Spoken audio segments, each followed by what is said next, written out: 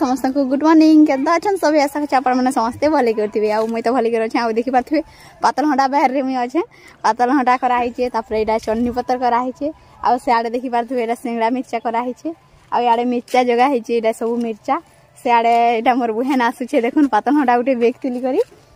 आरो से आडे बैगन भी जगा हिचे आ देखि पाथबे कल्ला भी जगा हिचे आरो से आडे भी आहुरी पातल हंडा माने जगा हिचे माने दुई ठानर पातल हंडा ऑलरेडी पाचला न आ से आडे गुटे साइज छोट छोट हिचे आ गुटे भी पूरा छोट छोट हिचे माने गुटे थरटा सले आ गुटे थरटा बाहरिबा हेंता हिचे आ से आडे बोरिंग अच्छे आ देखु टाकी गधा पधा करबा लागि पेन पुनी देबा लागि आरो याडे आमे गुटे बेग पातल हंडा तुलीछु आ एडा चटनी पत्तर तुलनु मोर बहनारू मुई आइसु खेत के कारण मोर काकार बिहा थिला तो आमे आइथनु बिहा घर तो ताकर बिहार काली रिसेप्शन थिला तो आज सरी गला तो आमे एडा पातल हंडा दुरा तुली आइथिनु खेत के कारण एते सारा पातल हंडा कह तो जो तुली के आसबो बोली तो आमे दी बहनी रा आइथिनु फेनाली तुली सानु आ आमे जिमु एबे घर के